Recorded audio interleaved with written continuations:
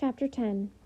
He happened to be in the vicinity of asteroids 325, 326, 327, 328, 329, and 330, so he began by visiting them, to keep himself busy and to learn something. The first one was inhabited by a king. Wearing purple and ermine, he was sitting on a simple yet majestic throne. "Ah, here's a subject," the king exclaimed when he caught sight of the little prince. And the little prince wondered, how can he know who I am if he's never seen me before? He didn't realize that for kings the world is extremely simplified. All men are subjects. "Approach the throne so I can get a better look at you," said the king, very proud of being a king for someone at last. The little prince looked around for a place to sit down, but the planet was covered by the magnificent ermine cloak. So he remained standing, and since he was tired, he yawned. "It is a violation of etiquette to yawn in a king's presence," the monarch told him. "I forbid you to do so." "I can't help it," answered the little prince, quite embarrassed. "I've made a long journey, and I haven't had any sleep." "Then I command you to yawn," said the king. "I haven't seen anyone yawn for years. For me, yawns are a curiosity." "Come on, yawn again. It is in order." "That intimidates me. I can't do it now," said the little prince, blushing deeply. Well, well," the king replied. "Then I command you to yawn sometimes, and sometimes to—" He was sputtering a little, and seemed annoyed. For the king insisted that his authority be universally respected. He would tolerate no disobedience, being an absolute monarch, but since he was a kindly man, all his commands were reasonable. "If I were to command," he would often say, "if I were to command a general to turn into a seagull, and if the general did not obey, that would not be the general's fault. It would be mine." "May I sit down?" the little prince timidly inquired. "I command you to sit down," the king replied, majestically gathering up a fold of his ermine robe. But the little prince was wondering. The planet was tiny.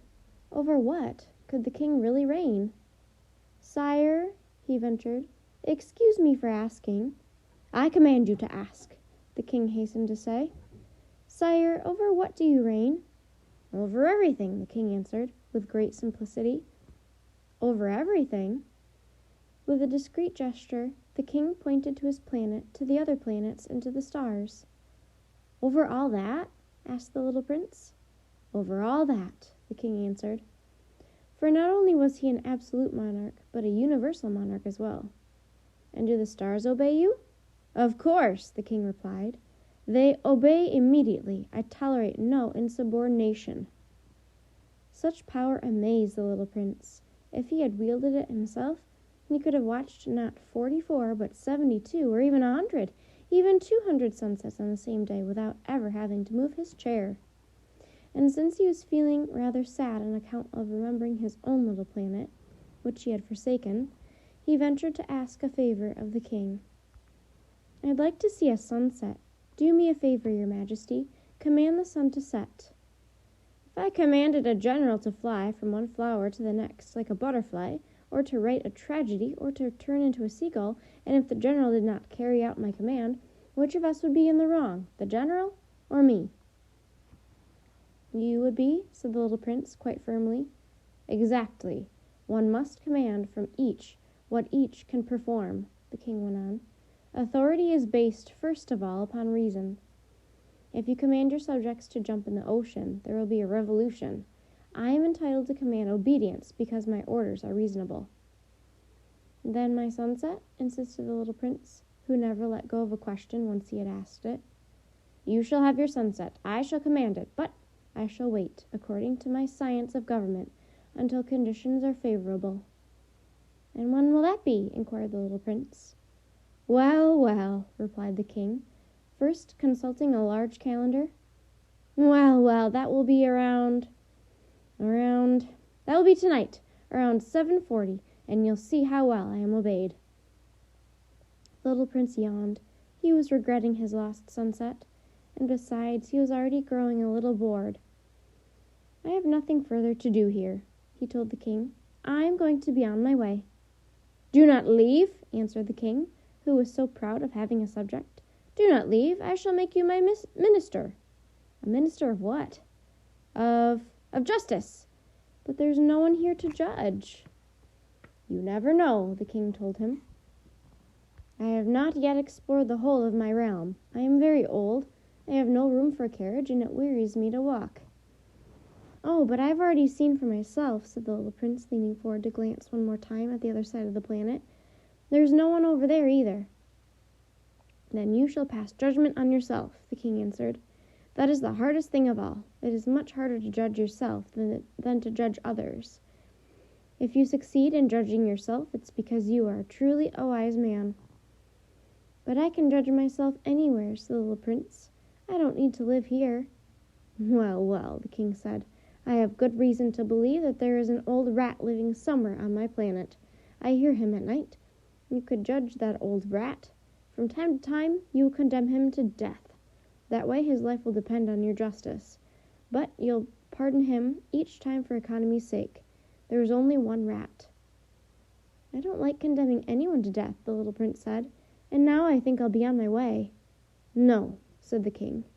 The little prince, having completed his preparations, had no desire to aggrieve the old monarch. "If your majesty desires to be promptly obeyed, he should give me a reasonable command.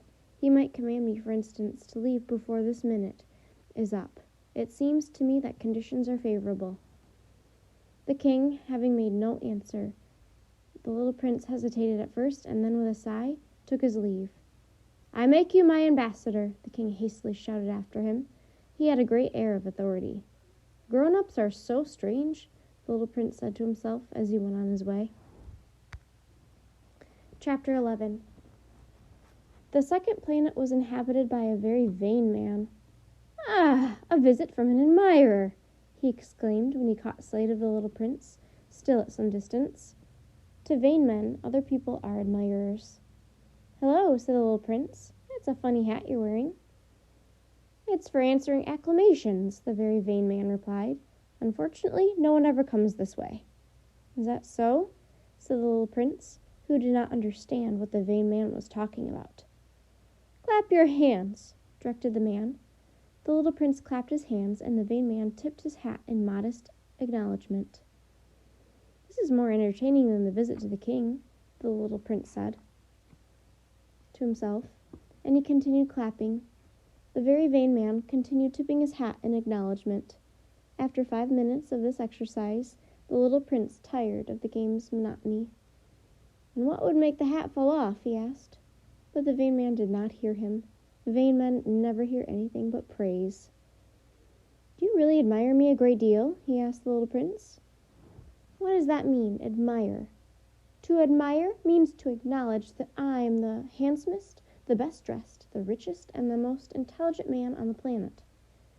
"But you're the only man on your planet."